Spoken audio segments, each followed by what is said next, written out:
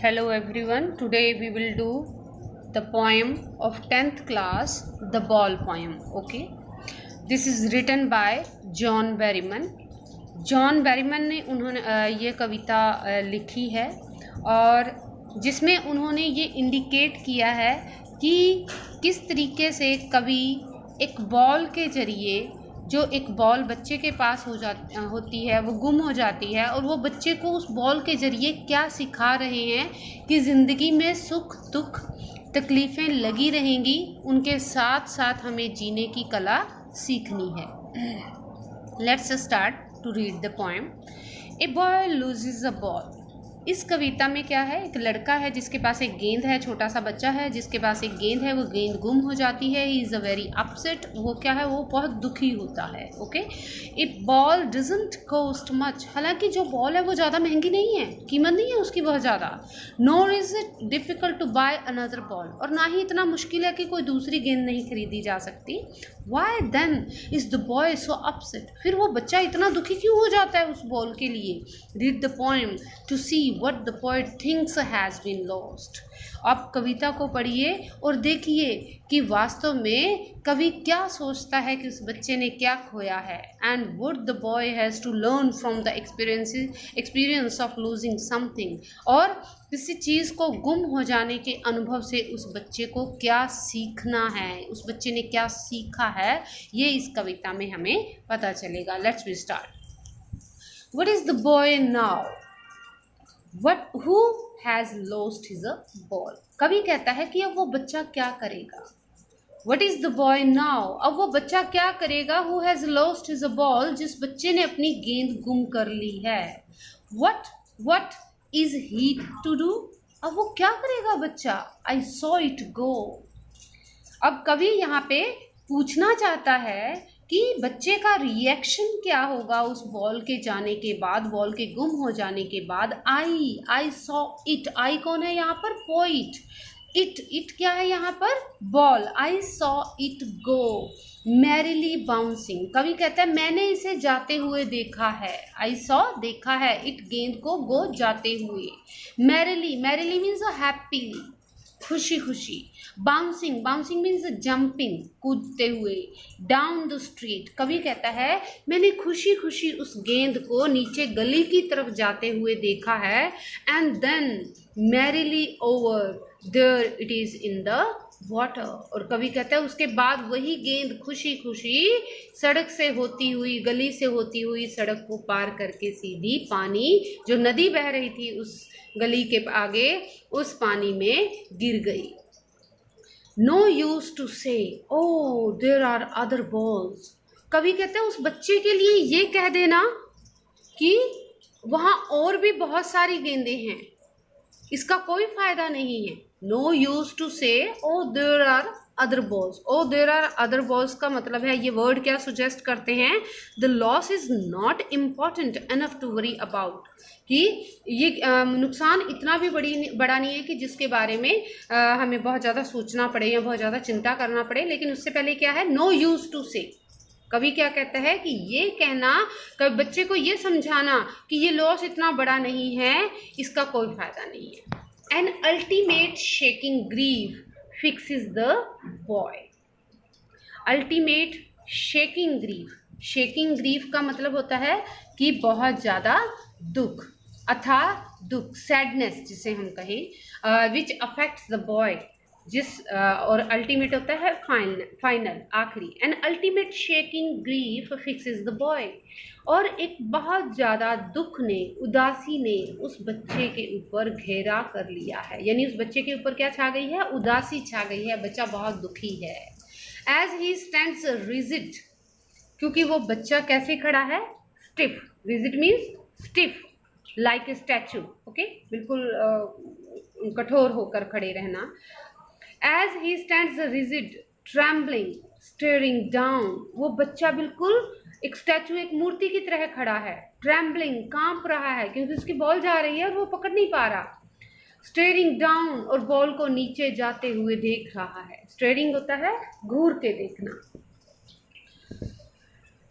All his young days into the harbor. और वो सोचने लगा, बच्चा सोचता है ऑल हिज यंग डेज, कि उसके बचपन के वो सारे दिन, इनटू द हार्बर, जो उसने गेंद के साथ बिताए हैं वो कहाँ चले गए, उस हार्बर में। हार्बर का मतलब होता है पोर्ट, बंदरगाह, जहाँ पर शिप जो आकर एंकर करते हैं, खड़े होते हैं, उस पार्ट को क्या बोलते हैं, हार्बर। ओके, तो उस बंदरगाह पर के अंदर जो उसकी बॉल चली गई है, तो वो बच्चा दुखी होकर उस बॉल को घूरे जा रहा है, क्योंकि उसके साथ बहुत सारी यादें थी, वो चली गई। Where is a ball went, क्योंकि वो बॉल कहाँ गई है, हार्बर में। I would not intrude on him, कवि कहता है मैं इसमें दखल अंदाजी नहीं करूंगा। इंट्रूड होता है जबरदस्ती दखल अंदाजी करना। आई would not intrude on him, कवि कहता है मैं जबरदस्ती दखल अंदाजी नहीं करूंगा। ए डाइम, डाइम मीन्स 10 सेंट, 10, जैसे 10 पैसे, 10 रुपये कह लीजिए, तो ऐसे यूएस की जो करेंसी है उसमें 10 सेंट्स को डाइम बोला जाता है। A dime, another ball is worthless, उस बच्चे को कह देना कि एक 10 सेंट की एक और बॉल आ जाएगी, ये कह देना ही यूजलेस है। Worthless means useless. Now he senses first responsibility in a world of possessions. Possessions means ownership या मटेरियलिस्टिक वर्ल्ड, भौतिक संसार। Now he senses, senses means understand. अब वो बच्चा, ही कौन है यहाँ पर, the child, okay, the boy. Now he senses first responsibility, इस गेंद के गुम हो जाने से उस बच्चे ने अपनी पहली जिम्मेवारी समझी है। इन ए वर्ल्ड ऑफ पोजेशंस, इस भौतिक संसार में अपनी पहली जिम्मेवारी समझा है वो बच्चा। People will take balls, balls will be lost always. Little boy, बच्चा समझ गया है कि लोग गेंदें खरीदते रहेंगे और गेंदें गुम होती रहेंगी। And no one buys a ball back, लेकिन जो गेंद गुम हो जाएगी उस गेंद को कोई दोबारा खरीद नहीं सकता। मनी इज एक्सटर्नल, एक्सटर्नल का मतलब होता है सुपरफिशियल, आर्टिफिशियल, ओके, बाह्य। जो मनी है, पैसा क्या है, वो तो एक कृत्रिम चीज है, वो हमारी भावनाओं को नहीं खरीद सकता। वो एक नई गेंद तो ला सकता है, लेकिन पुरानी गेंद के साथ जो हमारी भावनाएं जुड़ी हैं उन भावनाओं को नहीं खरीद सकता। बच्चा ये समझ गया है, बच्चा ये समझ गया है कि गेंद आती रहेंगी, गुम होती रहेंगी, लेकिन हर गेंद के साथ एक अपनी याद होगी, वो यादें वापस नहीं खरीदी जा सकती। ठीक वैसे ही इस दुनिया में जितनी भी वस्तुएं हैं या जितने भी हमारे रिश्ते हैं, उन रिश्तों के साथ अगर वो रिश्ते गुम हो जाते हैं, वो यादें गुम हो जाते हैं, तो हम पैसे से नए रिश्ते हो सकता है बना लें, नई चीज़ें खरीद लें, लेकिन उन पुराने रिश्तों के साथ जो हमारी यादें हैं वो नहीं खरीद सकते। He is a learning, वो बच्चा सीख रहा है। Well behind his desperate eyes, desperate means दुखी, sad, hopeless, नाउमीद, बच्चा अपनी उन नाउमीद आंखों में ये सीख रहा है द एपिस्टोमोलॉजी ऑफ लॉस। किस चीज को सीख रहा है, एपिस्टोमोलॉजी ऑफ लॉस, यानी नुकसान के सिद्धांत को। एपिस्टोमोलॉजी का मतलब होता है, जो एक एप्स्टीम वर्ड है ग्रीक भाषा में, उससे लिया गया है ये वर्ड और उसी से बना है एपिस्टोमोलॉजी। और एप्स्टीम का मतलब होता है नॉलेज, ओके, नॉलेज, नॉलेज मतलब to understand, to know something, किसी चीज़ को समझना या किसी चीज़ के बारे में जानना। तो एपिस्टोलॉजी का मतलब होता है, एपिस्टेमोलॉजी का मतलब होता है it is the study of nature of knowledge, ज्ञान के बारे में जानकारी हासिल करना। The epistemology of loss, how to stand up.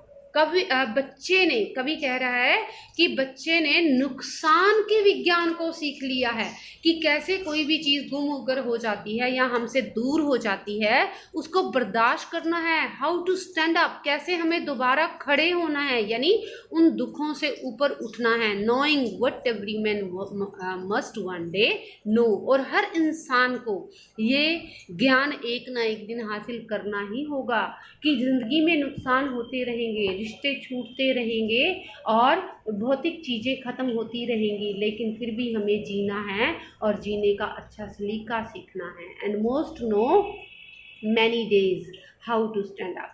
और ज़्यादातर लोग बहुत सारे दिनों में ये सीख जाते हैं कि कैसे उन्हें ज़िंदगी में आगे बढ़ना है और कैसे खड़े होना है। Okay, now we will come to know about the figure of speeches which has been used in this poem. कि इस कविता में figure of speeches और literary devices, आप ये कह लीजिए अलंकार वगैरह कौन से यूज हुए हैं. The first thing is that there is a no rhyming scheme of this poem. पहली बात तो ये है, ये ब्लैंक वर्स पोइम है. ब्लैंक वर्स होती है पोइम, ब्लैंक वर्स किसको बोलते हैं, जिसकी कोई राइमिंग स्कीम नहीं होती.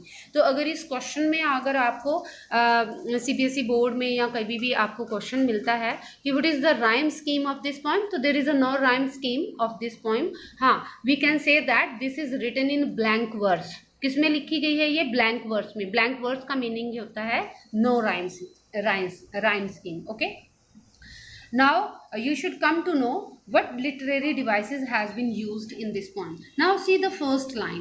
What is the boy now who has lost his ball? What is he to do? Okay, अब यहाँ पे पहली लाइन में भी what है, दूसरी लाइन में भी what है. ओके, थर्ड लाइन में merrily, फोर्थ लाइन में merrily. If you have seen, तो what merrily repeated words use हो रहे हैं. तो मैंने पहले ही कहा था आपको कि जब भी किसी पोएम में स्टार्टिंग में एक जैसे वर्ड्स बार बार यूज किए जाएं तो वहां पर कौन सा लिटरेरी डिवाइस होता है, एनाफोरा. ANAPHORA. ओके, कौन सा डिवाइस होता है, एनाफोरा. अब एक छोटा सा डिफरेंस ये भी है कि एनाफोरा और रेपिटेशन डिवाइसेस. ओके, एनाफोरा और दूसरा डिवाइस कौन सा कह रही हूं मैं, रेपिटिशन, पुनरावृत्ति अलंकार जिसे आप कहते हैं, REPETITION. Okay, repetition. Okay, repetition और एनाफोरा में क्या डिफरेंस रहेगा, जो एनाफोरा है वो हर लाइन के आगे सेम वर्ड यूज हुआ होगा, यानी एक से ज़्यादा लाइनों में सेम वर्ड यूज हुआ होगा. और रेपिटिशन में क्या होगा कि एक ही पैराग्राफ में एक जैसे या एक पोएम में एक जैसे बहुत सारे वर्ड यूज किए गए होंगे. जैसे कि व्हाट पहली लाइन में है, दूसरी लाइन में व्हाट है. तो ये अलंकार की अगर हम बात करें तो कौन सा होगा, एनाफोरा. मैरिली में भी एनाफोरा. लेकिन अगर हम सेकेंड लाइन की बात करें, अगर सेकेंड लाइन आ जाती है पेपर में और पूछा जाता है कि which device has been used here, what is he to do, तो यहाँ पर एक ही लाइन में व्हाट यूज किया गया है. तो यहाँ पे एक ही लाइन में वर्ड को व्हाट को रिपीट किया गया है. तो this is the repetition device. Which device has been used here, repetition. Okay, एक और डिवाइस भी यहाँ पे भी हो सकता है, रेपिटेशन और एलिट्रेशन. ये दोनों सेम होते हैं ऑलमोस्ट.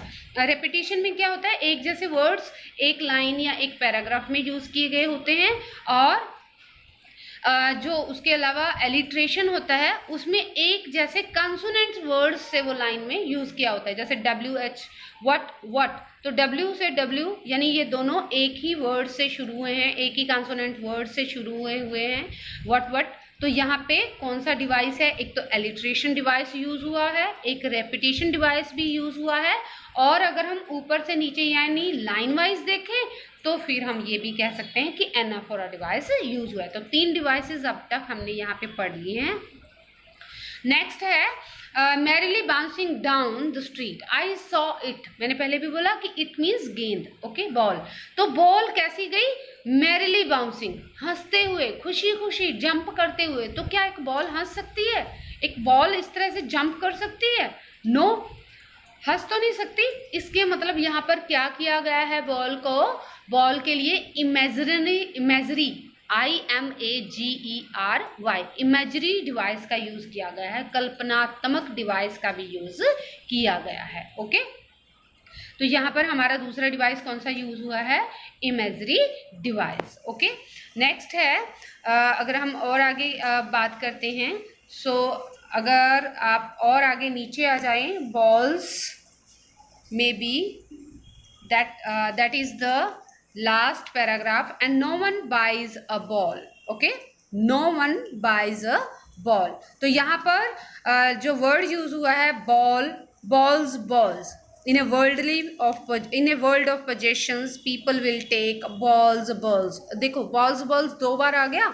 एक तो यहाँ पे रेपिटेशन डिवाइस यूज हुआ है, दूसरा एलिट्रेशन भी यूज हुआ है। ओके, तो उसके बाद आप नीचे से फोर्थ फिफ्थ लाइन में देखिए, and no one buys a ball back, buys B consonant है, a ball ball B consonant है, बैक ब कंसोनेंट है, तो 3 कंसोनेंट्स एक साथ आ गए, इट मीन्स यहाँ पे भी एलिट्रेशन डिवाइस यूज हुआ है। ओके, नाउ अब आपको पता चल गया कि रेपिटिशन कहाँ होता है, एनाफोरा कहाँ होता है और एलिट्रेशन कहाँ होता है। Okay, hope you understand the point. Now we will do the question answers of the same point. Okay,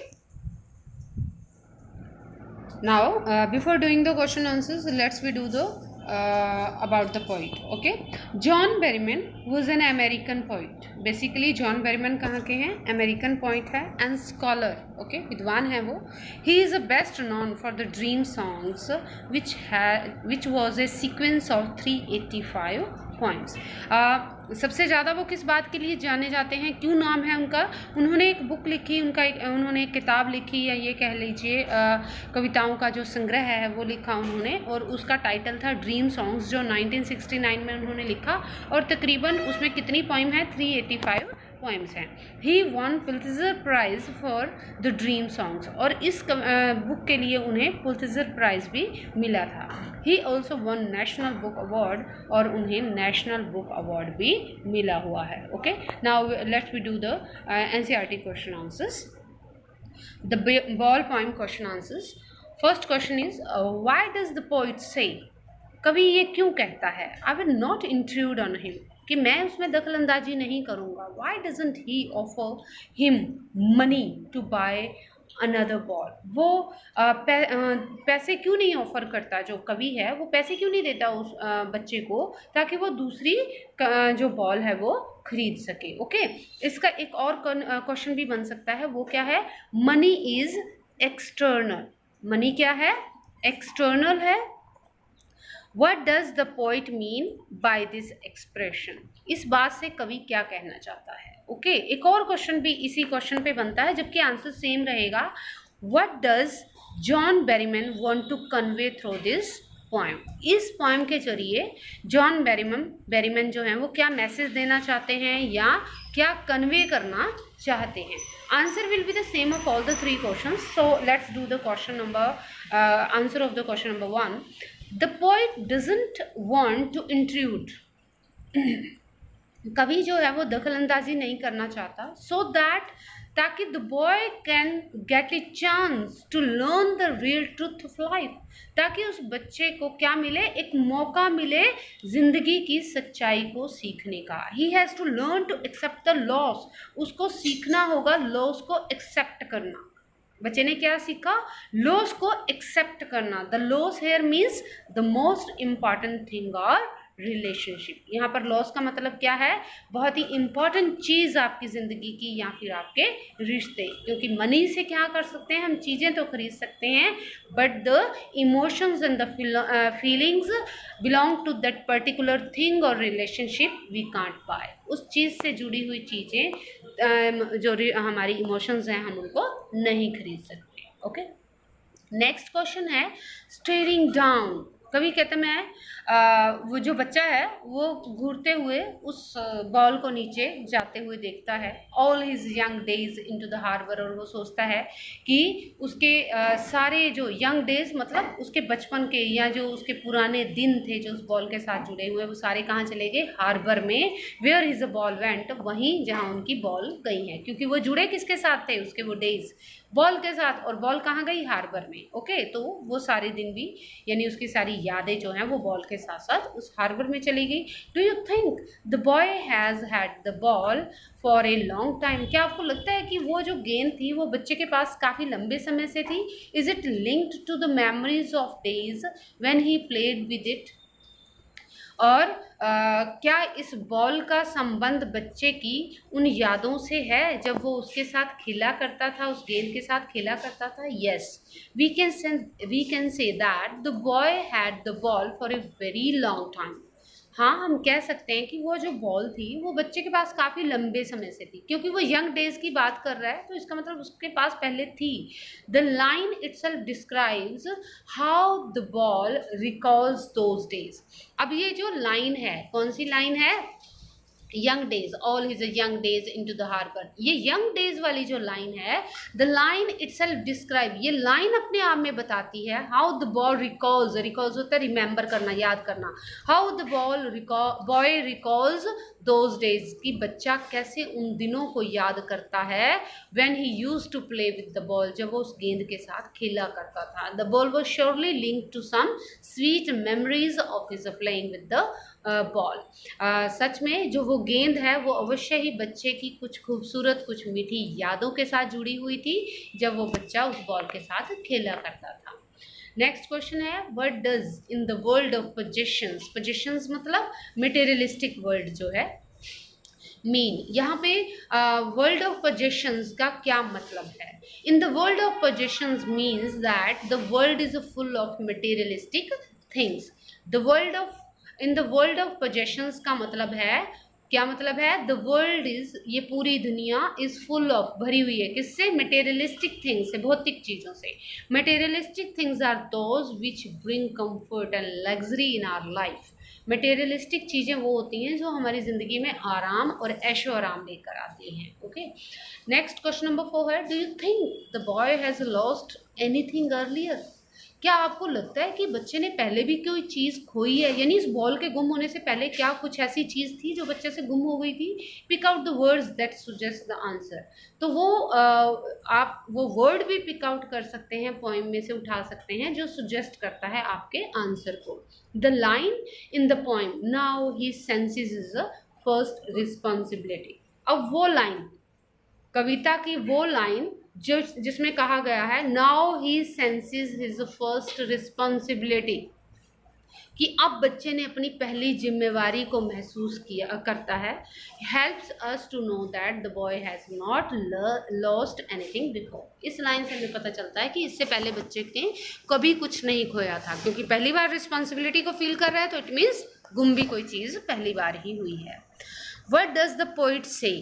the boy is learning from the loss of the ball. कवि क्या कहना चाहता है या कवि क्या कहता है? द बॉय इज लर्निंग, बच्चा क्या सीख रहा है? From the loss of the ball, उस गेंद के गुम हो जाने से या उस गेंद के नुकसान से बच्चा क्या सीखता है कवि के मुताबिक?